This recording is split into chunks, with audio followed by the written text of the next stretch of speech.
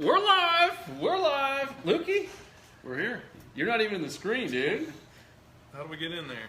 Well, we're a really loving group. We got Will back here. Yo, yo. Everyone, we're live, and we're actually streaming in two different places. Down here, when you're looking at this one, or when you're looking at us looking at you, you're actually in the Salt Strong Fishing Tribe. That's the private Facebook group. And then up there, that's the main Facebook page. So, hello. And why we're doing this is we've had a lot of questions, and this guy here, I mean, literally his full-time job is returning emails and Facebook questions, and we're like, you know, we get like literally hundreds of questions every single day usually, and certainly hundreds during a week, and let's like do a live Facebook and just let people ask whatever the heck they want to. And we got like 2 pages of questions that people already asked us since we just posted this in the private Facebook group called the Salt Strong Fishing Tribe. So we got some here, and I'm sure we'll get some more as we do this. And Will's going to be reading the comments. We are not so much. We're just going to be kind of chatting amongst ourselves and praying that someone is actually listening out there. And should be a fun one. But before we get started, I've got a question for you all. Maybe you can help me out with. I actually got into some pretty nasty poison ivy there. Yeah, that's like bubbling up. So I'm wondering if anyone has any good solutions besides this pink stuff that will help out with poison ivy. It's brutal. And besides being a Nancy about it. Will told me to put, what was your recommendation? I'll just bleach it. Yeah, just put my arm in bleach for a while, which sounds really, really safe. So I think before we get some of these questions, I want to hit up one that I think we get more than anything. And we're talking with Will. You know, Will moved from Georgia. And I know, Tony, you probably got the same question when you first joined us. But, you know, a lot of Will's friends are now graduating college or in their first couple years in their job, and they're in a cubicle. They got boring jobs, and they see Will with Salt Strong, and they're like, man, what do you guys do? Are you a charter business? Or like, what is Salt Strong? And I think we should probably address that first, and it ties in with a couple questions that people ask about, you know, kind of what were the mistakes we've made. And I think we can tell you quickly how it all started. You know, Luke and I sold our old company, the financial services space, quite frankly, just because we didn't love what we were doing. We didn't hate it, but I think, actually I know that we knew that like 10 years from then, we weren't going to keep doing the same thing. Like, we're going to just drive ourselves mad and probably pretty miserable and unfulfilled if we kept going down that route. And so we decided to find kind of an exit strategy and wanted to do something in fishing. We grew up fishing our whole lives down here in Florida.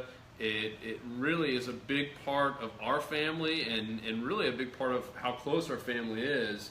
And it's something we did with our dad, and our fondest memories are fishing with our dad and our grandfather. And, you know, our grandfather learned from his father and grandfather. So it's just been passed down from many Simons generations. But we started Salt Strong. And all we knew is we wanted to teach people how to fish. And that was the tagline from day one, was to teach the world how to catch more fish. And then it was like, teach the world how to catch more fish in less time. And we've kind of massaged it a little bit, but it's always been teaching people how to catch more fish. Yeah, from our prior company, at the end of the last year, we were just literally teaching online marketing. Here. I'm good on online. But we were teaching online marketing, and we loved that aspect of it. I just love. I love teaching. I probably should have been a teacher, but now I kind of am. But so we love the teaching aspect. We did not like the retirement planning services industry just because that wasn't where our passion was. So we just thought, hey, we love fishing. We've just always loved fishing. It's been a big part of our family. Let's just start teaching in the fishing industry. And that was really our entire business model. Like, it was sad that we literally had no idea how it would work out. And that's when we ended up kind of getting the apparel. Then we have these fishing courses, and it's been a fun ride. Yeah, and if you want to hear about some mistakes, I wish we'd have documented a little bit better. We obviously documented how much money we were spending, and I'll just be transparent with you. That first 3.5 months, we started on January 1st, and really by the end of March, we lived on the island. So in March, we literally fished every single day and lived on Little Gasparilla Island. And by the time we got back in April and started seeing our bills, we had spent $75,000 in about 3.5 months, and we had made literally zero.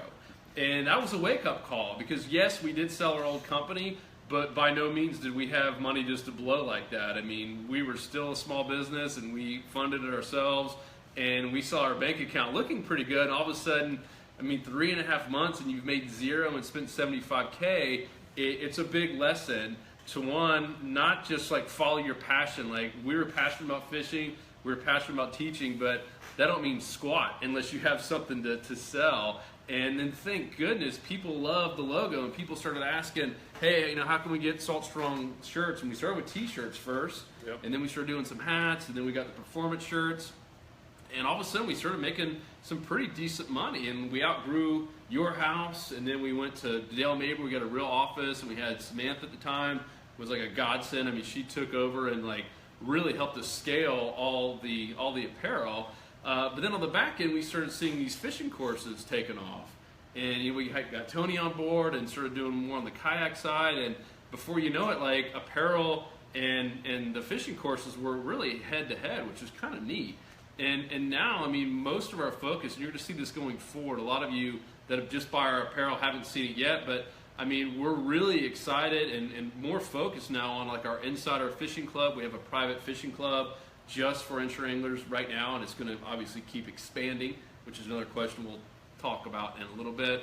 But it's been really cool just to see this, you know, this information marketing, essentially, this how-to stuff, which goes back to your teaching, is one, it's being embraced, and two, it's being used, and then three, we're starting to get some awesome testimonials, and that's what's so powerful to us. And I went public on a blog, and I probably need to find it. And I actually said, I think it was in like that April time frame, the very first year, that we will never be an apparel company. And we kind of laughed about it. And it was mostly not because we don't like apparel, but we just never got into this for apparel. But it helped pay a lot of bills. And the only thing that excites me more of seeing someone else wearing Salt Strong in public is hearing the testimonials. Like, we were on a phone call today with a gentleman who, I mean, his fishing game is changing because of us, because of the tips that he's learning on Salt Strong, and really because of you too, the community. That's why people love this so much, and that's the coolest thing for us possibly. I mean, no matter how much money we end up making or how big this thing grows, I mean, when we hear from people like you and we hear the feedback from the community and that people are just having more fun out on the water because of something that they saw or something they learned on Salt Strong, it's all worth it for us. Yeah, it's just anglers helping anglers. Yep. It's been fun watching the community grow. That's been cool. So, long-winded answer there, but no, we're not a charter business. We do not do any charters. I still get questions all the time from some of my old high school friends and college friends like, hey, can we have you charter? We do not do any charters, but we are fishing coaches, and we're trying to really kind of disrupt the way fishing is taught in America, and really just try to help people catch as many fish in a short amount of time as possible. And because of the internet and because the ease of the internet, we can now do that online. I mean, 20 years ago, that would have been impossible. Yeah, and also it's while saving money too, because you know we're not tied to any corporate sponsor or anything like that. We're really sponsored by you, and so our, you know, when we do product reviews, there's no sort of sponsorship involvement. It's 100%. Hey, this is either good, you know, it's very valuable, or it's not. Something else is better. So that's one thing that's really been missing in the industry. So we're here to try to do our best to fill that gap. Yep, cool. So that's kind of the first one, kind of the history of Salt Strong, and what you'll see, as I mentioned, going forward, is a really big emphasis on us just, one, trying to get as many of these insiders as possible, and two, making that community as awesome as can be, which is, you know, our private fishing club. It's an online fishing club, and I'd like to think the best in the entire freaking world, if not the universe. So one of the first questions from Aidan: how come Luke always seems to be on vacation and you're putting in all the work? That was because I was posting at 10 o'clock at night, and many times I'm up at 4:45 in the morning. So I'll let Luke answer that one. How come you're always on vacation? And I wish that was the truth. But yeah, I have had a couple good ones, and I've just been making them public. And Joe probably hasn't so much, because mine when I'm on vacation, it's about fishing. So I'm out there posting some pics, and Joe's either going up north or somewhere extravagant. And I do all mine near the water, and so that way I can basically intermix fishing and vacation at the same time. Fair enough. Phillip Brown: when are you going to add a new member to Salt Strong, and what will that individual need to do to secure the position? So are we hiring, I guess, is your question, and what will you need to do to secure the position? Boy, I don't know. Anyone have an answer for that one? Be awesome. How did you guys get jobs? Got to dress for the job you want. I love it. You got to dress for the job that you want. What does that mean to you? For me, it was fishing. I mean, I was out there fishing all the time and posting to the Salt Strong page, and these guys followed me. I followed them, and now I'm part of their team. And just putting out good content for these guys. I mean, it's been amazing. Yeah, you're probably the coolest story because, I mean, Tony, for those of you that have been following him, you know, this guy, before he found Salt Strong, had not really caught any saltwater fish besides some catfish and some, just a couple of other junk fish. Puffers. And then he was one of the first people to buy one of the courses, and back then, I mean, the course has been around for what, 2.5 years. You joined Insider when it was called Plus. Yeah, it used to be called Salt Strong Plus before it was the Insider Fishing Club. And I mean, he took a risk because, I mean, now we have tons of testimonials. There's a lot of social proof, and thousands of people are in there. But you're one of the first people. So one, we're like, in the beginning, we were like watching every person that went in, like, oh, we hope this really works. And then we kept seeing pictures of him. We're like, holy smokes, this dude's killing it. And then we heard your backstory that you had actually never caught fish. Like, wait a minute, like, is this really happening? And Andy lives in Orlando, which isn't quite the redfish and snook capital of the world. So had to travel on every trip. Yeah. It's about a 45-minute drive to the nearest inshore spot. Yeah. So. And so we weren't looking for Tony per se. We weren't actually looking for a full-time kayak pro. But the more we got to know Tony and to talk to him and just see what he was passionate about, which was also teaching and just sharing everything that he's learned, we're like, man, this is a no-brainer. And it just so happened that you were working a job and back and forth from Atlanta, like crazy travel. And I know you didn't really love it, but it was paying bills. And we're like, you know what? We're going to find a way to match whatever you're making and make this work. And it's been an awesome, awesome ride since. And then Will came about because we had a need from all just the questions that we talked about. I mean, literally our inbox, not just my personal one and Luke's personal one, but just the fish@saltstrong.com. If you ever need to reach us, Will's going to answer that. Fish@saltstrong.com. It's blowing up. And amongst the Facebook comments and returns on apparel and people asking questions about our online fishing courses or our Insider Fishing Club. I mean, it's a lot. It's a full-time job, and it keeps him busy all the time. So to answer your question, Phillip, when are we going to add someone? I think hopefully sooner than later. I mean, we're growing every month, which is awesome. I don't know what the position looks like, though. And I think Tony said it best, dress for the job that you want. And what that really means is, I don't know that we're necessarily hire a fishing person, but whatever you're passionate about, whatever you love, and if there's a fit there, we'd love to explore it. So, and we like Phillip a lot. He's a good dude. Yep. You're one of the first people to come over to this new office. I think he was the first one. But Joe Lancaster. This is a good one. This one, a lot of people have asked this. What happened to the contest? We used to have a online fishing contest, and also what happened in the meetups with members of the tribe. It'd be nice to do some one-on-ones and share points, I assume, pointers, and maybe it's even fishing spots. And what we have not seen in a while besides our mass meetups. And I think what he was talking about here, because I followed the comment trail, was we used to do fishing tournaments online, and with the winners, we would go present the prizes to them. Like, we went out and met up with Chris Olt and Chris Clark, were two winners, and gave them Yeti coolers, or I guess Yeti cooler and a GoPro, right? Yep. Yeah. And I think, just being candid, we had to look at numbers, just like I mentioned earlier. When we lost $75,000 in 3 months, you kind of have to have a look at the numbers, if you will, and actually look at a spreadsheet. And the tournaments were just like, it kept costing us a lot of money and so much of our time. And so we had to put a pause on it. And it just got, as many of you know who were in it, and anyone who's actually hosted any kind of online fishing tournament, the bigger the prize, like free GoPros and stuff, it gets super competitive. You get people calling each other cheaters, and it got kind of dirty, honestly, just being candid. And it was taking up so much of our time on the back end trying to clean up stuff. And it outgrew it. Like the platform that we had, we didn't realize how many people would get involved, and so we really outgrew that platform. And so we basically had to start completely afresh if we're going to do anything. And that's kind of what led to Fish Strong. Yep.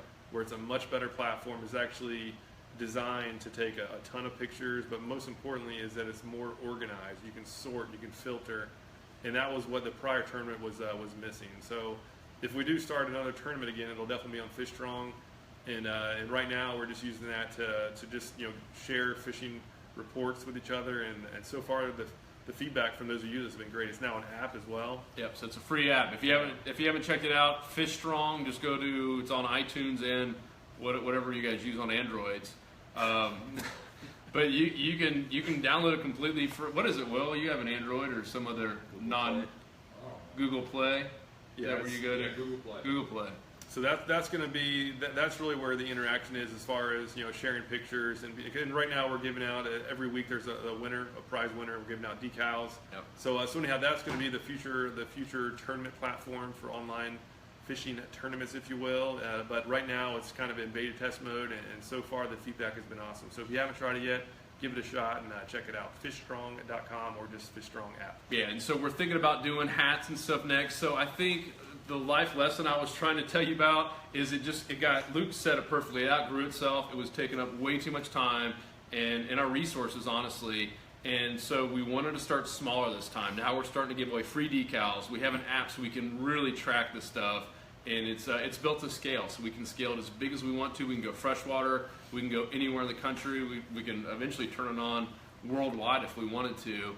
And the next thing we'll probably give away like hats, and we'll kind of keep up in the ante. And eventually, Mr. Joe Lancaster, we will go out and give away coolers and stuff and do a lot more one-on-ones. But that was another thing that, in terms of just a business, you always have to ask yourself, is this scalable? And we couldn't really scale it that way, and obviously we can't be in a million places at once, but we do enjoy it. I mean, that day out with both Chris's was awesome. One, we caught a lot of fish. Two, we got to meet them and spend some quality time with people that we like, and it was really fun. Like, we do need to do that a whole lot more. Absolutely. So thank you for the reminder, and do know that is on the docket. It's just going to be a slower progression, and a lot of it's just going to come from the interaction on Fish Strong. So it's fishstrong.com, or you can go get the app, which is a whole lot easier because it just sits there on your phone, and most of the bugs are out, but not all of them. Oh, yeah, it's really good. It's grown a lot. Yeah, if you haven't been there in the last month and a half, we've done some updates to it. It's running smooth. Yep. Vincent Sabatella, he actually was just here on, I guess, right before school starts again. And Vincent came here in Tampa, caught some fish, and he's one of our insider members, our insider fishing club, and he's got a good question that we kind of talked about. How did you grow Salt Strong? And I think, in a sentence, was we tried to do our best to listen to the audience, which is why we're doing questions like this and answering them, and just putting out good content. And then also knowing what we're good at. And what I mean by that is, in the beginning, we had people trying to pull us in every direction possible. Because it's Salt Strong, that means all saltwater fishing. And so people are like, oh, why don't you guys go offshore? And why don't you do this and that? Spearfishing. I mean, it's just all these different things, and it's so easy to get excited about them all. And we're low. You know what? Like, riches are made of niches. And as soon as we kept telling ourselves that, is like, find a niche and kind of own it first and do really well. Listen to that audience and just give them the content that they want, and then you can scale from there. And a good example is Amazon. If you know Amazon store, and if those who've been using Amazon for a long time, you know that it was a bookstore. It was the world's largest online bookstore. That's all they sold, 100% books. And as soon as they got to a certain level, and as soon as they had the processes and the systems in place, they're able to scale that. And now, obviously, they're the everything store. And we have the same kind of, big ideas. And there's a reason that we have Fish Strong as well. I mean, we do want to go freshwater. I mean, we really want to be America's, and at some point, hopefully the world's largest resource for information, for good information. There's plenty of information on YouTube, but half of it's crap. I mean, there's a study that came out recently, like half the stuff on the internet, literally, the study said that half the stuff is either false or completely fake news or misleading this day right now. Like, and that's crazy, right? Yeah, I mean, there's that article that went around recently about the redfish. Remember? They got spread crazy. It was about that they were going to end redfish, and you no longer keep redfish in Florida. You see that? No, I never even saw that. You see it? Yeah, I saw that. It was fake news. Yeah. I mean, there's so much fake stuff out See there. the one with Tampa Bay all being idle zone? Yeah. Yeah, that one too. Another fake news. Tampa Bay all idle, the whole Tampa Bay all idle zone for boats. Yeah, read the fine print. Yeah, and A so lot that's of those are just for entertainment. And And I think as we're in this information age, and that's really a reason, Vincent, we'd be able to do this and be able to honestly sell online courses really, really well and have hardly anyone ask for refunds, is because there's so much stuff out there. People are willing to pay a small amount of money. Like our Insider Fishing Club, it's 27 cents a day. I always say you can't even buy an owner hook right now for 27 cents. So it's such a small amount of money to cut out all the crap, to cut out all the sponsorship stuff, and to cut out all the commercials and stuff, and just have you get from point A to point B as quick as you can. And so that's what we're trying to do. I mean, yeah, this video is going to be a little bit long and probably some fluff, but most of our stuff on YouTube, I mean, they're 7 minutes or less. I mean, we try to get to the point as quick as we can. We don't have commercials. You don't see a lot of advertisements or any at all usually in our stuff. You don't see much little pop-ups, minus our main page. We definitely want to get your email address. And we have no problem about being honest there. We want to communicate with you. We want to have a relationship with you. So please opt in. Stop hitting no, I don't like fishing. If you opt in, you never have to see it pop up again. But we do. I mean, we want to make it as easy for someone to learn as possible, because we all started that way, right? We all had to start somewhere. Even when I moved back from Atlanta, I was gone for a long time, and I would fish every quarter essentially, and I have to relearn it from Luke. I mean, you have to teach me what knots are the best. I mean, I have to kind of relearn it every time. I know there's tons of people out there that grew up fishing or maybe didn't and want to get into it or want to come back to it or want to get their kids involved in it. And so we just want to make it as easy as possible for people to learn and to have more fun on the water. Yeah, and so those courses, they're all very organized and finely tuned. So it's just the quickest way to get from A to B, and that's really our focus there, is to make it as efficient as possible. But let's get to some fishing questions. What do you say? All right, I might have to skip. We had a bunch of. All right, my boat has 6 rod holders. This is from Tom Ray. My boat has 6 rod holders. Give me your recommendation of rigs to have ready to go. Some kind of combo of live bait and artificial. We got 6 rod holders. 6. That's way more than I use. Yeah, I'll break it down to 3. But if you're fishing with artificial and live bait, cut bait, 3 I would use for artificial, 3 I would use for live bait. And the way I'd set them up, the way I have it set up when I go fishing, I just fish artificial and most of the time. So top water on one, then a weedless hook on another one, so you can fish subsurface and in the grass. And then a jig head on another rod, that way you can fish a little deeper with an artificial, such as a gulp shrimp or a paddle tail lure or something like that. And then as far as your live bait rigs, I would put a popping cork on one, have a free line hook on another one with just a leader and a hook attached to it. And then another rig I'd have for deeper water, leader with a sinker on it and your hook. And that would pretty much be it for 6 rods. Trying to cover all the water columns. Focus on the water columns, yeah. And I usually take no more than 2 or 3 rods. And I always have something for like subsurface, like under 2.5 feet, and then another rod for more than 2.5 feet. And then if I take top water, I'll take a 3rd rod. But that's really it. Yeah, just focus on the water depths, and it's just obviously if you do live bait and artificial, it is nice to have 1 each way. So 6 total. Less is more.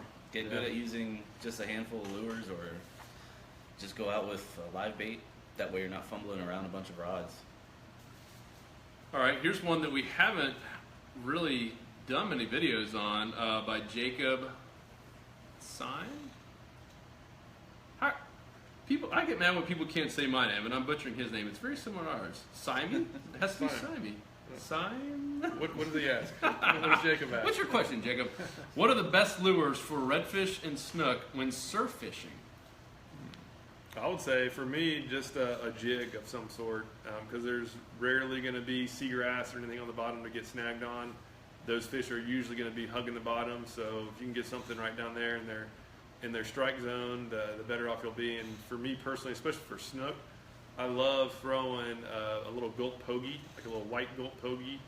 It's like that little 3-inch white pogie, and it has like a kind of little paddle tail on there, and put that on a 1/8 ounce jig head, maybe a 1/4 ounce if it's deep or if the current's really flowing. But that has been something that's been hard to beat. That's kind of my go-to for surf fishing, for snook in particular. And remember, I think it was actually it was definitely my first big snook, like monster snook I ever caught, was in Marco Island, and all we used then were those, Millie's white bucktail jigs. We were fishing passes then, but either way, I guess that would definitely still work there. We used them with Gasparilla, and yeah. Tony? I hear mirrodines work pretty well too. If you cast them in between the breaks and the waves, and make sure you're casting parallel to the shore too. Try not to cast out because you can retrieve the lure better going parallel. Just because you don't have the waves crashing, you can cover more water, and also those fish are cruising up and down in between those breaks and the waves. Yeah, and cast in if the current's moving real strong in one direction, make sure to cast into the current so that your retrieve is coming back with the current, because that's going to be the direction that the normal bait is coming from. So that's what they're looking for. So cast into the current, cross current, really good suggestion there. Good stuff. And as far as snook, they'll usually be right on the shoreline. So don't cast too far out. And if you see them there, don't wade in the water, right? Like Yeah. we've seen people do at Boca Grande, Lo Gasparilla, they're literally wading right where the snook are. Yeah, if I'm beach fishing, especially on the Gulf Coast, I'll actually stand like 6 or 7 feet off the water. Stand way away from the water, and that way I don't spook the fish, and I can still, hopefully see them. Ideally, if not, just blind fish for them. All right, back to the list. Michael Sams, what mistakes did you all make while growing the company, and what did you do to correct those mistakes? I think we mentioned a lot of them earlier. Was not really having a business plan. That was a pretty big mistake, Very, very big mistake, and very costly. And then 2 was just doing too many things at once. And as soon as we just focused honestly on 3 fish, that was when we started seeing the try build. And yeah, we've missed out on some stuff, certainly on offshore, but now, like you've probably seen some of the recent videos we did with Team Ripper, and we had some with our big old boy Dylan, like a boss. I love that video.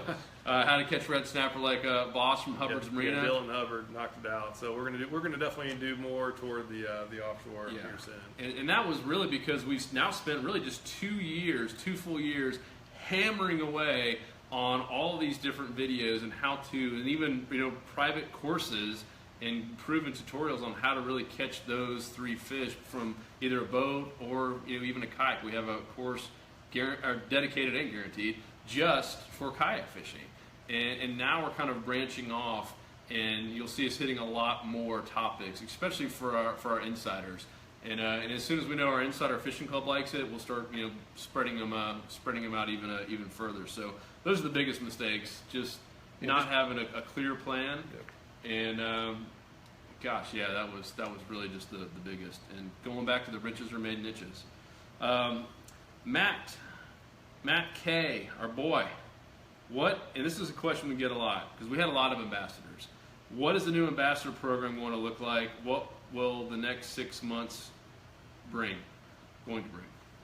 So we had an ambassador program called the Salt Strong Ambassadors. That was the shirt we gave. Right, yeah. And if you recall, some of you don't recall because I know we get a lot of confusing questions, but that was a 2016 ambassador program. So we really haven't had a true ambassador program this year. And mid-year, we actually signed a licensing agreement. So a lot of people don't know this either, but this goes back to some of the mistakes that we made. We were like growing 25% per month. That sounds awesome, and it is.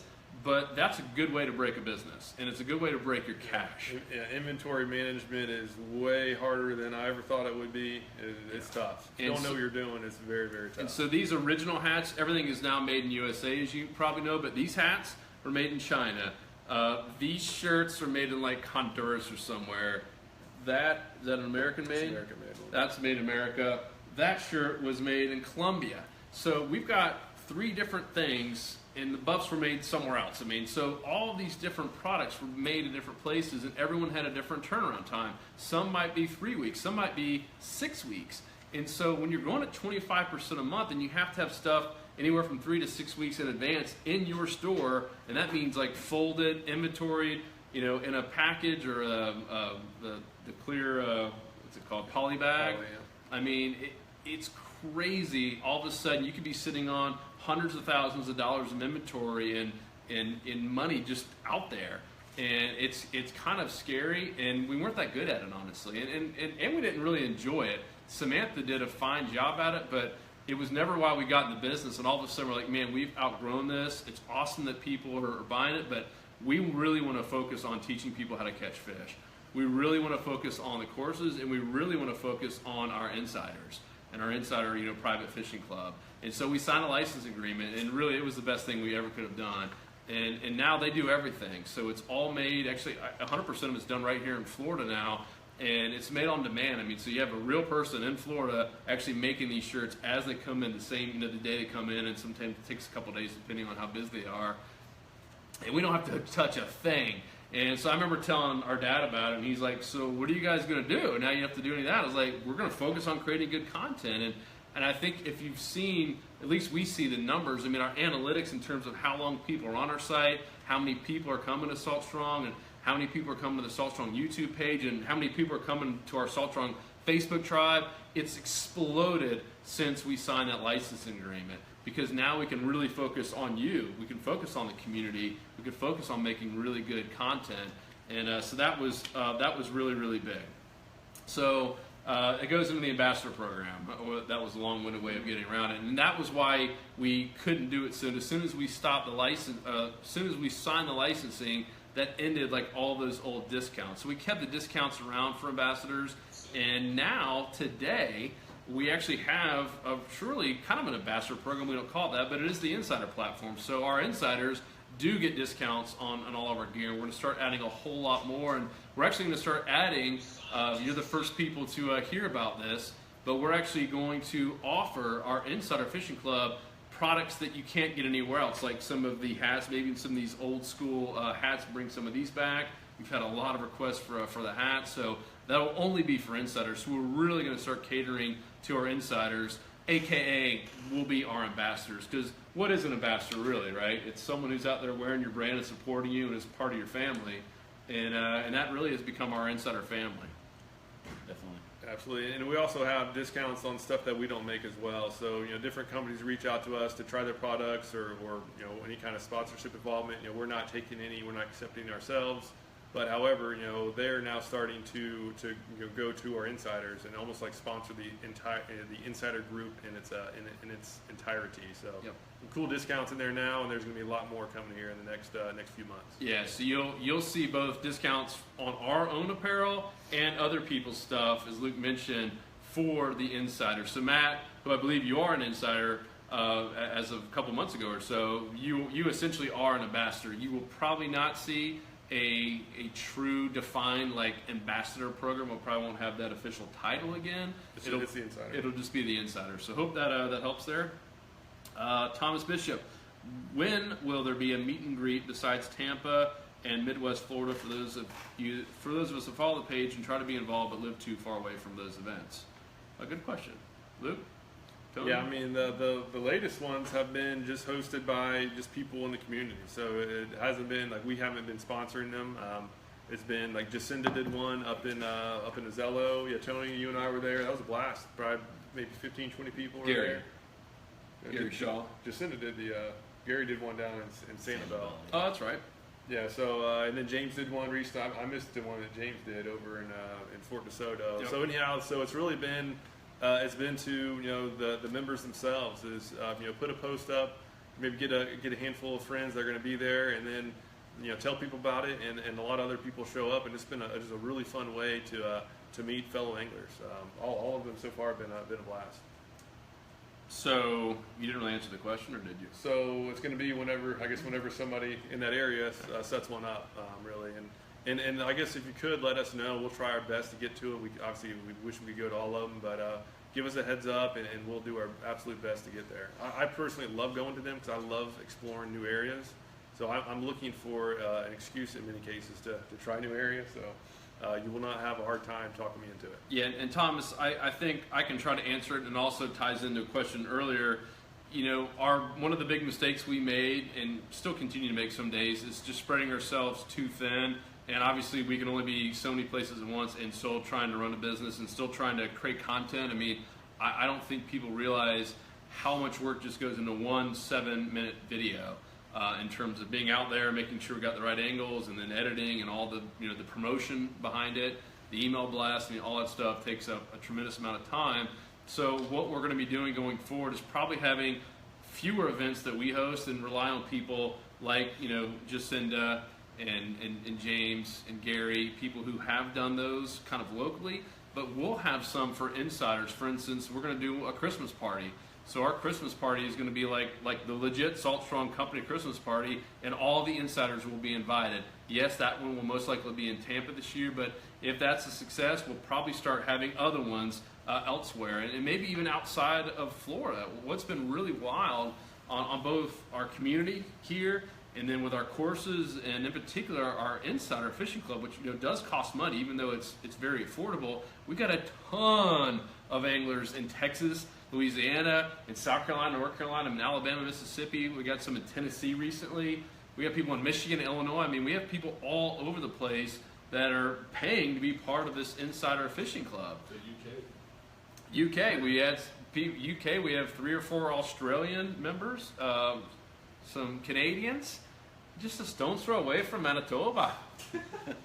But yeah, it's been really, really cool. So, long story short, yes, we will be doing more, but not that many more. Just being completely candid, and in terms of us being there, it is tough. And there's another question: let me tell you who gave him props for who asked it. Gary, nope. Anyhow, I think it was Gary Galton, but I don't see the question on there. It was, are you guys going to do them elsewhere besides Tampa? And then are you going to do them besides the weekend, which is the second part of the question? And yeah, we certainly can. In fact, it's probably easy for us to go out and do them on a weekday. So yeah, I actually love that idea. But then again, I know the majority of people probably don't like that idea because they have full-time jobs. But I love it. I love even like on a Friday, we try to do Fishing Friday here within the company. We've been slacking recently because we're growing like crazy and just a lot going on. But yeah, it could be a good idea. So We gonna field any live ones? Will? yeah, Will, what do you think? So what? Oh, live ones? Questions? All right, here we go. All right, Gene Hammond wants to know if we can all do a beard contest. A beard contest? Beard contest. Yeah, he wants to see, How long? who's got the best. Yeah, how long, Gene? How long you thinking? Well, I shouldn't have shaved mine, man. I should have kept it going strong. This is the extent of what I can do. We'll do it in shade November. It just stops at this length. Well, I'm not starting mine until it cools down again. That's all I know. I had a serious beard going on until I think it was March by the time I got rid of it, and it was getting too hot. It was just getting too hot. Yeah, I like that. Maybe we do November, December, Yeah. and have some prizes. We got to do November at least, right? Yeah. So, We'll have some prizes. So it won't just be us. We'll do the whole tribe, and we'll have some cool prizes. I like it. You're on. You're Done. on. Beard challenge taken. All right, Eric wants to know if we can do the no cats on board in our licensing agreement. We can do anything we want to in the licensing agreement. So yeah, if you like that, I think we've had a few other people asked about the Yeah, cats. Yeah, we'll bring it back. Done. I'll write that down. Almost too easy, Eric. Ask us a tougher one. Yeah, and anything you guys want to see with the licensing, and for you insiders, anything you want to see special that you want just for you, let us know. I mean, this group that we're working with, they can get really, really creative and do pretty much anything. Yeah, I like that. All right, Robert wants to know spinnerbait with soft plastic or live bait on jig head for flounder. Flounder, huh? Probably live bait on jig head, I'd imagine. Yeah, greenback or so. Anything getting down to their face. Yeah. Because spinnerbait will oftentimes, spinnerbaits usually kind of are a little bit higher up in the water column. Yeah, his You question. can kind of use them as a jig too, Yeah. get some extra flash, but I've always had more luck with jig heads. Yep. Soft plastic or live bait on a jig head.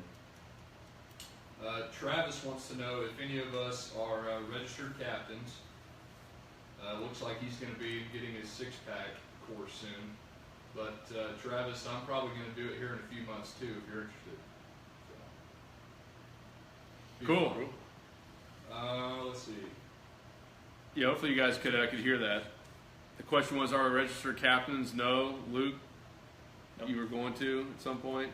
Yeah, I was going to, and just time, didn't have the time I want to. As soon as time comes up, I'm doing it. Yeah, I mean, the really only benefit would be to take out people, which we don't want to do, honestly. I mean, I think it comes down to another big mantra we have here is can we scale something and how many people can we impact? We love guides. We support them 100%, and we want more of them to be part of this tribe and just any ways we can lift them up. But I mean, we want to touch, and a guide can work with 4 to 5 people a day, and it's awesome. And you're paying for an experience, right? I mean, you're paying for entertainment. You're paying for a one-of-a-kind experience with a guide. Ours is it's a little bit unique, and we don't want to do both. We don't want to step on the guide's feet. We want to touch people who are a little bit frustrated, honestly, and want to get from point A to point B, and don't have $1,000 to spend every weekend to hire a guide, or $800 or whatever it might cost with a full day and a tip.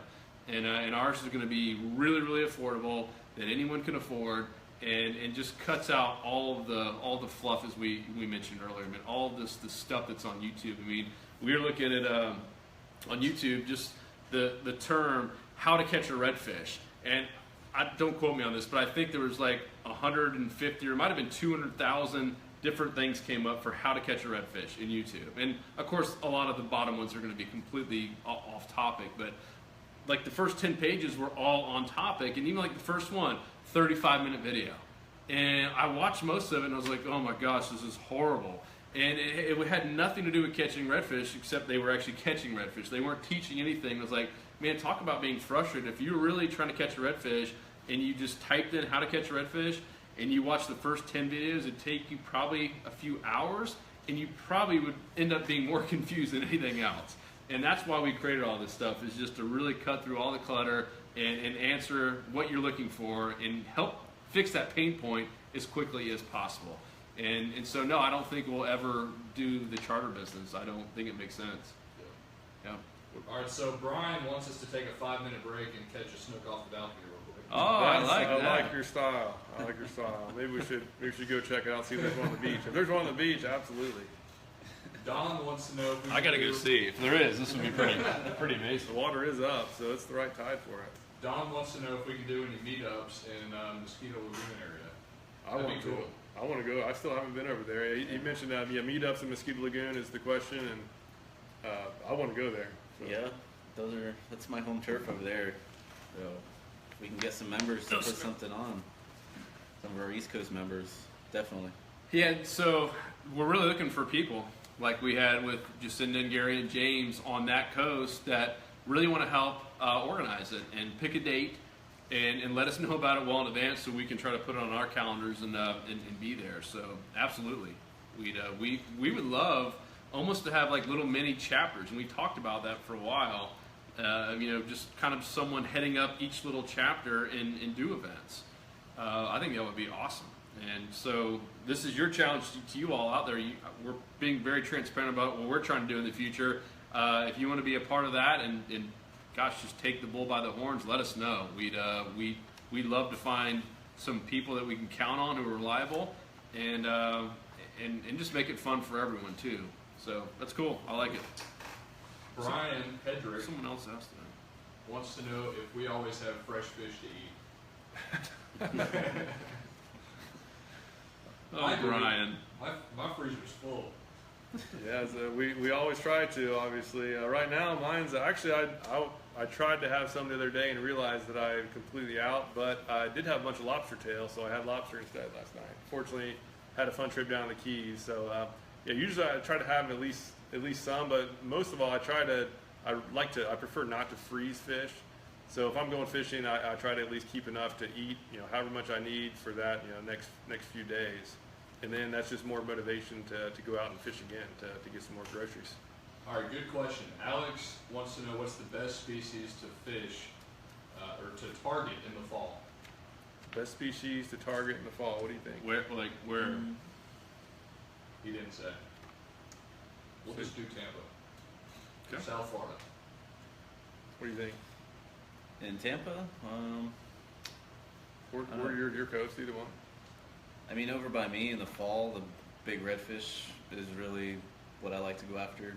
They're a lot easier to find, a lot easier to catch. So Yep. big bull reds. The mullet run over there too, if you can time that right. Mullet run, you got snook, tarpon, huge redfish off the beach, in the surf, by the piers and the inlets. They're everywhere in the fall. So big fish is what to look for in the Sounds fall. fun. All right, Gene said he wants us to grow our beards out for 6 months. 6 months. Long time. It's pretty intense. Well, my last one, I went. It's almost sad now. I went over a year without any kind of haircuts. It was awesome. That was awesome. Until it got hot, then it was over. So 6 months, huh, Gene? I see. That picture's still on your license. Yeah. Do you all take bananas in your lunches? Absolutely not. No. No bananas in our lunch. I won't even eat them before I go out because it's still technically on your kayak or on your boat. Well, I get one every morning. I have to have the banana. So I'll at least eat one, but I will not have it on the boat. All right, so Brett wants to know if we're going to come to Pensacola anytime. I want to. Yeah, I'll probably be back up there. Hey, you were up that way a few months ago. Yeah, I did an insider report up there in Destin, and really good fishing up there. I definitely want to go back up there. I'll be there next year. My wife's family's from Pensacola. They have their big reunion, so I will Perdido Key. Full week. Maybe that'll be an excuse we have an event up there next summer. Nice. Yeah. So Alex said Southwest Florida, so that'll work. Southwest. Yeah, Southwest. Yeah, snook too. Snook, it's because but really both snook and redfish are both moving. They're kind of going from the passes and starting to move in. So yes, fall is one of my favorite times to go after snook. So It's a good time to go find those little hidden lakes. that's more winter, but they're starting to move that way. They're usually starting to move back up into the bays and creeks. So it's a great time to catch some big snook up in shallow water. Yeah. Transition period. Fish are on the move. And it's not quite as hot out too. It's just fall and spring are my two favorite. And fall is probably my favorite overall. Yeah, Ty Nelson, our Florida fishing product guy, is watching. He wants to go grouper fish. Done. Bring your new Florida fishing product reels. Might need something bigger than 5,000 with this big grouper. Well, those drags in those things are strong. Oh, that's true, yeah. It's 100-pound braid Pull on up a there. horse. Yeah. Brett wants Salt Strong to wrap the new Blue Wave. Is that a boat? Is that a boat, Brett? Wrap the new Blue Wave. Yeah. For the center console? Not sure about that one. I don't know. Gene wants to have a big giveaway.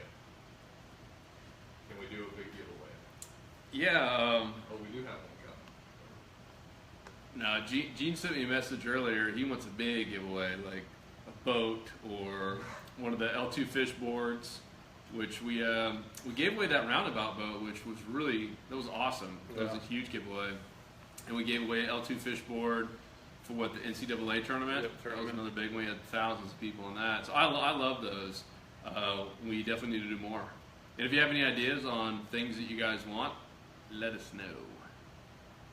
And we'll try to make it happen. Yeah, Jacinda wants to know if this will be replayed. Nope, but it will be recorded. You can replay. You can replay. She's watching at work right now. Oh boy, I assume most people are, right? 4:45. Or on their phone as they're driving home. Yeah. I know Gary Shaw had asked, "How can I score a day of fishing with the Simons Bros?" Ha ha? Question mark. Well, I mean, we try to go on Fridays, and we've occasionally taken out people. A lot of times, so those of you that have asked, don't get offended that we say no. Another mistake we made was saying yes to too many things, and so we're pretty good about just saying no to stuff. And a lot of times we do go out on Fridays for Fishing Friday. It's Luke and I, and a lot of times we just kind of rap about the week and business and how we could change things and just make things better. So a lot of times we just want the two of us there. We have taken out a few people. Luke's actually gone out. If you're one of our insiders, you know this. A lot of times might say in advance, either Tony or Luke, where they will be fishing, and unfortunately, it usually is during the week for those of you that have jobs that are normal, and you're working from 8 to 5 on a weekday. It's a little bit tougher, but they'll throw it out there and just say, "Hey, I'm going to be in this spot at this this ramp or this launch or whatever at a certain time. If you want to meet up, go for it." And so the insiders do get kind of first dibs on going fishing with us per se, but earlier we mentioned we're not charter captains either, so we're not into charging money, so you legally couldn't even pay us if you wanted to. But occasionally we will try to do some meetups. So Yeah, mostly in the wintertime too, just because right now it's so hot that the bite's usually early, so it's kind of get out there real early, come back at before lunch. But wintertime it's much better to go out and you can really spend all day and start later, and it's just better for like bigger groups. So wintertime we'll be doing more of those. So coming soon. yep. All right. I got one more here. Dean Carter, are you planning on venturing to other states to test the Salt Strong theories? Would be very interesting. Salt Strong challenge.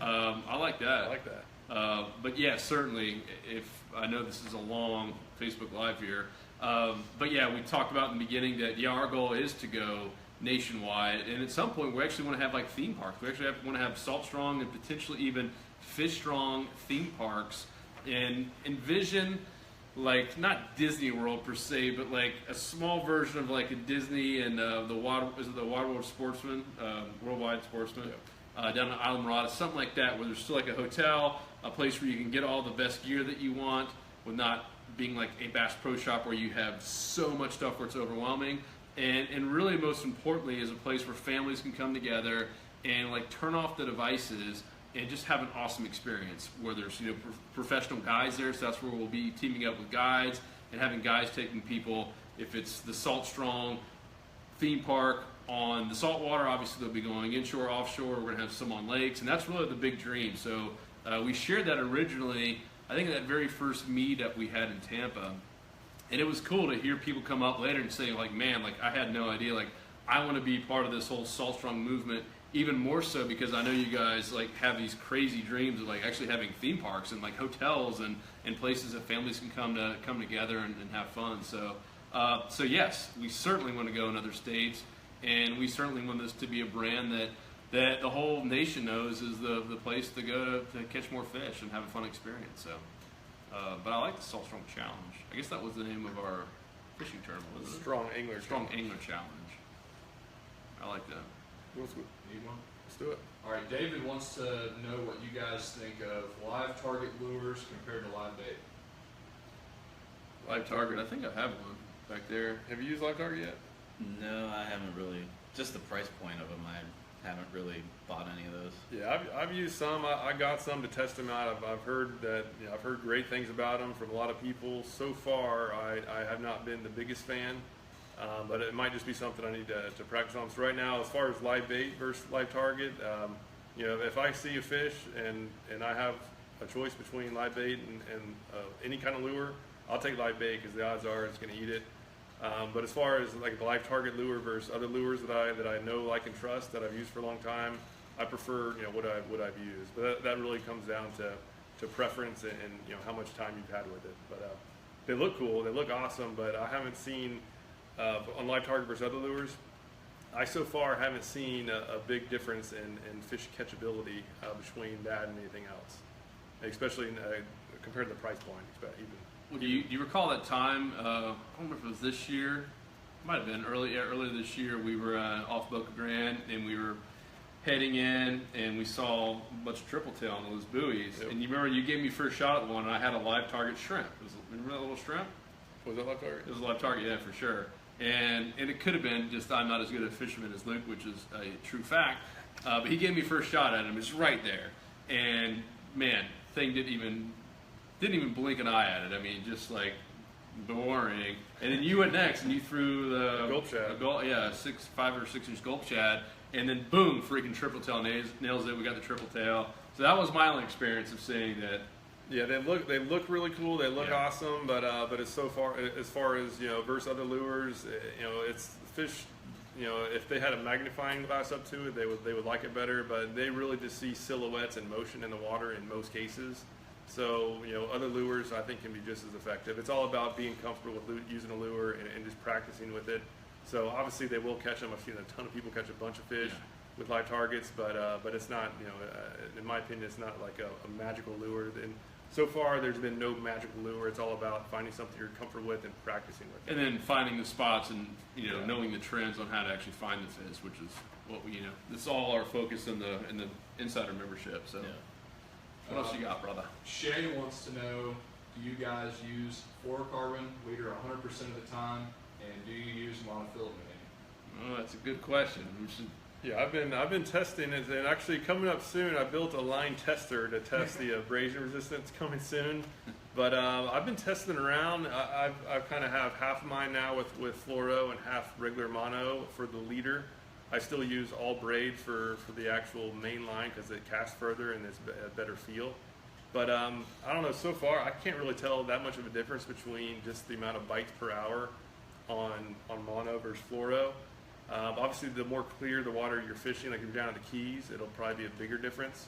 But what do you think, Tony? You do fluoro mostly, right? Yeah, I mostly use fluoro, but I just recently am going to start using mono when using topwater lures because fluorocarbon sinks a lot faster than mono does. So it's going to drag the nose of the lure down as you're trying to retrieve it.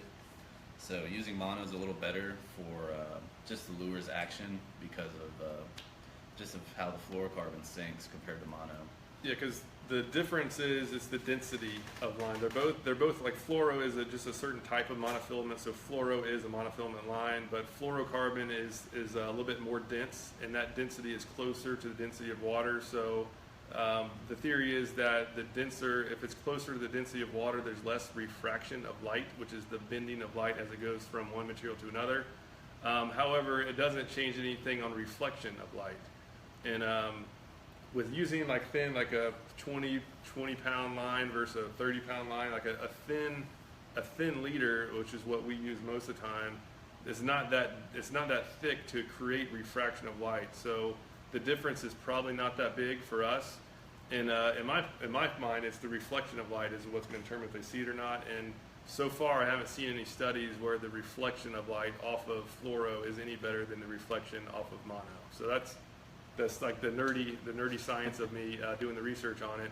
So again, for that reason, I'm trying to test it out to see what the difference really is. So far, I haven't seen anything too noticeable. And I think I haven't seen the final results yet, but I've been watching. I go the back room back there is where we do all of our line testing and stuff. And Experience. yeah, it's pretty neat. I mean, I think it might shock some people if the results kind of stay the way they are. Yeah, just from doing some quick knot tests, I'll show that or reveal that just because it's been very evident is that knots, the knot strength on fluorocarbon has been much weaker than knot strength on monofilament. So fluorocarbon is supposedly more abrasion resistant, but as far as the knot strength, the mono has been winning. But again, I'll be doing a lot more of that, and I'll get some more data to share with you guys before I do like a public announcement on it. Yeah, so That's the nerdy side, but it counts. Every little bit counts. So I'll be doing as much research as I can on it. that's another reason that we are not sponsored by anyone is because we will certainly post the real true results. So what you got, Renee? Michael wants to know, got a question for Tony. What line of work were you in before Salt Strong? Well, before Salt Strong, I was a lifeguard for a while. Then I worked at Bass Pro Shop for a little bit, and then I got this job in Georgia where I was traveling back and forth every week from Orlando to Atlanta, doing some work with AT&T. Was contracted out with them, and after that, I came home, and my job up there was over. Didn't have a job at the time, and miraculously, I got a phone call from these guys about a week or two after that, and I'm home trying to figure out what to do now, and that's when I started with them. And before Salt Strong and before that job in Georgia, when I was working at Bass Pro Shops, I was trying to get into law enforcement. I have a bachelor's in criminal justice, and that didn't work out. That fell through, and here I am now. It worked out great. Yeah. Yep. Rick says, when moving to Florida, what videos do you recommend for someone moving to Florida? Starting off. The snook one is probably what part of Florida? Yeah, it depends on where, really. I don't know. I think he's talking about like just what videos tip-wise would be good. Just getting started off. What tips? Well, it's all about finding fish, and I would say the best video is that new webinar we just did. We just did a new webinar about just finding spots on how to use online maps to find spots as efficiently as possible. and that's one video that I would say has the most helpful information as far as finding fish. 'Cause that's by far the most important of all hurdles. If you can find fish, you can have a bad lure, you can have bad gear, you can have, there's that one video has the guy catching a redfish off a pair of pliers. They were just in an area where there's redfish were just crazy in crazy mode eating everything, and so he literally caught a nice redfish on a pair of pliers, and he tied a hook to it. It was the craziest thing. Yeah. But so anyhow, it's all about finding the fish. That's the most important thing. So if you're moving to Florida, if you're moving anywhere, it is just start studying, the fish movement and then how to put yourself in the right spot at the right time. Because when you do that, the rest of it is everything else is easier. And I personally would say invest in the course. I mean, especially like the redfish one. I think it's $59 right now, and it used to be hundreds. And I mean, to me, it's a no-brainer. If someone values your time and you're just trying to get from point A to point B quicker, that's an awesome like first starter course. And we have obviously the club, and if you're into kayak fishing, check out Tony's course on that. But that redfish one, I think it just kind of does a good job of covering everything. And if you can catch redfish consistently, you're going to catch snook and trout and another flounder, etc. So it's pretty much how I started. I mean, yeah, bought the Inshore Slammer. Yeah, it was the Inshore Slammer course, and then I joined the membership, the Insider, and after that, it's pretty much where it took off. So it definitely helped, and it's guaranteed. So if it doesn't work for you in what was it, 30 days, then yep, get your money back. So it's pretty sweet deal. Yeah, but definitely put some time in researching, because every bit of time you do there, that's just going to save your valuable time when you're out on the water. What's next, Will? Alex wants to know if we ever use fish scents. Like scent? Yeah, scent. Well, I use gulps, and I mean those gulps have some crazy scent in them. So far, I haven't seen anything else that I can cut up. Like after I use a gulp, I cut it up into small little pieces, and I'll put that on a hook, and I'll catch as many pinfish as I want with it. And so far, I haven't seen any other type of thing that can do that. You've been using Pro Curier. Yeah. If I use any other plastics besides gulp, like I like to use saltwater assassin or bass assassin paddle tail lures, or Slayer, those lures, and I'll add some Pro Cure to it. My favorite scents are the saltwater inshore and mullet, and also blue crab work really well. So. Matthew wants to know if Luke will do a shore-based video on finding spots with no boat or kayak. So waiting. Yeah, I mean that webinar does the same thing. It's the same exact premise. Using online maps to find the areas that are most likely going to hold fish, and then if you're wading or shore angler or whatever the case is, you just have to take the next level and just focus on areas that are accessible by land. I find all my spots the same way. If I'm going somewhere new, whether I'm wading or taking my kayak or taking my boat or paddleboard, whatever the case is, I go through the same exact process, and I'll just if I'm taking my paddleboard, I can't cover as much ground as I could on a boat, so I'll just have to find a launch point first of all, and then try to find some areas near there that I think will hold fish, and kind of put together a game plan from that. So yeah, it's all the same. Like if I did a video straight on that, it wouldn't change at all. It would literally just be okay. Just start with like a public. There's a lot of public parks that are around some really good fisheries, like Sebastian Inlet State Park, for instance. That was where, remember, we used to camp there, and we used to catch a ton of fish. That was really, I think it was the first day I've ever caught like more than like 2 snook in one day. We caught like 10 of them back behind that campground. Yeah, that was fun. So yeah, it's not about, there's no kind of secret thing if it's land-based fishing. It's a little bit more difficult, but the same exact principles apply.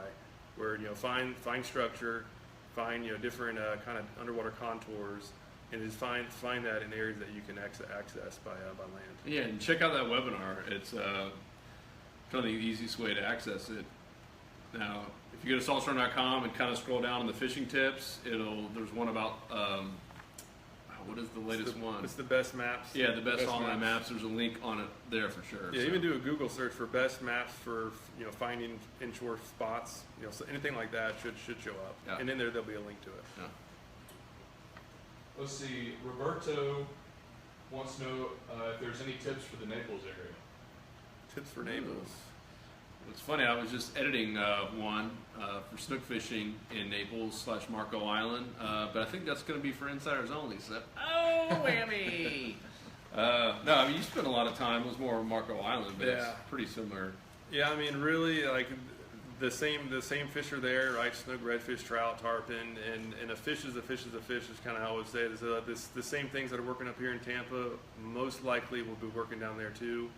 I spent a long time. I used to live over in Melbourne, and I would fish with my dad a lot on the West Coast. So I will go, fish a morning in Melbourne, drive over down to Boca Grande area and fish the evening, and I would be catching the same exact type of fish on the same exact lure, doing the same exact thing. So really, what we're doing here in Tampa should apply down there to Naples as well, assuming you're fishing similar type spots. So I guess that's, kind of if we're catching the species you're going after, those same type of principles should apply to Naples just as much as they do here. Cool. I think we'll probably wrap it up unless we have other ones. Otherwise, we can save. We're going to do more of these. Yeah, there's a few more questions. Gene wants to know, when you harvest the fish in your kayak or paddleboard, how do you get it back to the dock without spoiling? Well, you can either, what I use in my kayak, I have a large cooler bag. It's like a 48 can cooler bag. It fits right in the tank well and right behind my seat in the kayak. And I can throw fish in there. I've kept a snook and a redfish and a trout all in the same bag. And they were all obviously within slots, so they were decent sized fish. And I kept them in the bag on ice, and that worked very well. What you can also do if you don't have the room is just keep the fish on a stringer, keep them alive as long as possible. Watch out for sharks. And yeah, watch out for sharks, and especially gators too. We get them over where I live on the East Coast in the lagoons. We got gators out there, so you can put them on a stringer, keep a cooler in your truck or in your car with ice in it, and then when you get back to your car, you can just quickly throw them on the ice and then take them home. They also sell some fish bags that are specifically for kayaks. They're kind of flat and long. You could just slip the fish in there. You can tie it to the front of your kayak or in the back. So there's a few options out there. Wes wants to know where we see Salt Strong in 5 years. Where do we see it in 5 years? Hopefully everywhere. Yeah. Hopefully you're going to see us everywhere, Wes. It's a good question. Yeah, time will tell. I mean, so far, I guess this was about 2.5 years now since we started. Yeah. It's great.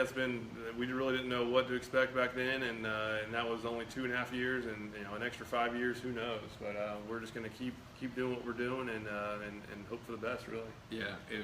If it was anyone's guess that Salt Strong would be bigger and Fish Strong would be bigger and have more people in it, and then really, that we can just serve obviously more people, and just knowing what we're talking about today, like over the next 6 months, we are going to start getting into other species and start going a little bit more offshore as well. So you'll see a little bit more of that, but we'll never really forget our roots just because that's what we've done for the last 15 years of our lives. And so yeah, you'll still see a concentration of inshore fishing, but you'll see stuff all over the place. And hopefully you'll see a lot of us teaming up with other guides and other experts in other areas. I mean, we've talked to a couple of people actually now in Louisiana and South Carolina, and so if you have people that you think we should team up with, and more importantly that share our values, and that was the reason we teamed up with Tony, is we want people that share our values and are willing to give up spots and are willing just to teach and help people become better and not hold anything back. And it's tough to find those people, if you can believe it, and then that also can go on an hour webinar and not cuss and do all the stuff that we're trying to attract people who are into families and just appreciate a nice clean fishing group. So if you know anyone like that, let us know. We'd love to team up with them, and in a perfect world, we'd love to have kind of experts from Salt Strong all over the place. California all the way up to, I think Maine's the most northern state. I didn't do that well in geography, but yeah, and as it gets bigger, it'll just get better and better because we're now getting people sending in products for us to test out, and obviously the only requirement is that it might not be good, and that's been our philosophy, is that we're going to share exactly what we think without any kind of ties to anybody. So we're going to have a lot more reviews and going forward. You'll see my line tester, which is kind of something I just made out of some We'll show, plywood. we'll show it on the next Facebook Yeah, Live. we've got to show Bring it that. out. But it gets the job done. But eventually we'll probably have something like more fancy. It looks more professional. But what we have now is working, and it'll just only get better. And really it comes down to like a lot of our best ideas have come from the group. Yeah. So yeah, to keep asking questions, keep throwing in ideas, and we'll be listening, and we'll take action on as many as we can. Is that it? Yeah, I've got a few more. How many more you want? 2? Sure. Two more. What's the biggest redfish you guys have caught? You probably have the biggest one over there. That Probably mosquito. 20. I've been searching a while for 50-inch, but the biggest I've got was 47 3/4. That's a nice one. Yeah, it's That's a nice massive. Yeah, mine was probably, I don't know, maybe 45. It was at Sebastian Inlet at night, and I was trolling a plug, and it was outgoing current, and I was with a buddy who I think I took him fishing maybe like twice before, and he was kind of new, and he was like freaking out because the way, I don't know if you've been to Sebastian Inlet on an outgoing tide, but the waves stack up. It's a dangerous inlet. We really wanted to catch that fish, so finally landed it, and like the waves were literally like crashing right behind the boat, and I was in my little Maverick. It was not safe. But we just went up as soon as we got in the boat. Just went up and got the hooks out. I never measured it, but it was at least 45. It was a beast. But yeah, I never did get a measurement. That was by far the biggest one. That was one of the dumber things I've done. I should have just tightened the drag and either ripped them up sooner or broken them off. But it was a dicey one. Yeah, it's for me. That's why I purposely do not carry measuring tape out on a boat or kayak or paddleboard, so I don't have to tell people how big it was. It's caught some pretty big ones though. What was that? I think Gary wants me and Luke to continue the shirt matching contest. That's Shirt definitely- matching. Yeah, definitely a so must. we have beard contest. We have shirt matching. All sorts of fun Yeah, stuff. that's gonna be a fun one. Biggest redfish contest would be pretty cool. Yeah. Yeah. You'll get into more contests. I'm going all over for that one. East And Coast. Dave wants to know what the coolest thing we saw at ICAST was. I'll tell you what I thought was the coolest, because I'm thinking about getting one of those L2 fish boards myself. We kind of have a company one that we all share, but I really want one for myself and my kids. And I know it was a different company that made it. I think they made it. Was that strap?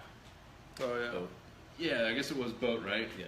The thing was awesome. So it's actually a strap that attaches on to your paddleboard, because those are pretty heavy paddleboards, those L2 fish ones. And I mean, literally, it just looks like a strap like you would carry, a backpack or something. But obviously, tons of padding. I thought that was awesome. Yeah. I know it's a simple one, but I thought that was really cool. It had a little case on it too. You can keep like Yeah. your phone or something. Yeah, that was pretty slick. That was a brilliant. Like, it's like, why didn't anyone think of that? Yeah. Tell you what wasn't the coolest was Yeti's 5-gallon bucket. It's like, oh, it's got to have insulation. Like, it's got to be a cooler. You even said it's a cooler. I was like, it ain't a cooler. Yeah, I thought it was the cooler. It's just a bucket. How much do y'all want for Salt Strong buckets? $50? We're not doing buckets. Yeah, nobody. We're not going to step on Lunker Dog's I'm feet. trying to think what else stood out from that podcast. I think we talked to more people than we actually saw. Yeah. It was more. I was really there, more just to see some people I haven't seen in a while. And as far as products, saw some cool stuff at the Yak Attack booth. That's some good stuff. Yeah, that anchor. Yeah, a little anchor pin kind of leash, I'd say, is the. Yeah, basically, it's so simple. It's kind of stupid. Yeah. It's just like if you ever flown a kite, the little thing that holds a string. It's basically the same idea, but it attaches to your gear tracks or the slide tracks, and you can just let out a little bit of line if you need to.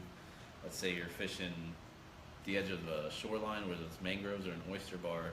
You can gradually work your way up to it just by letting out the line out and drift towards it. So that was a pretty cool idea. Yeah, the boys at Sea Mule, they had all kinds of stuff. They had a really cool. I wonder if you guys stepped in there or not. They had a really cool.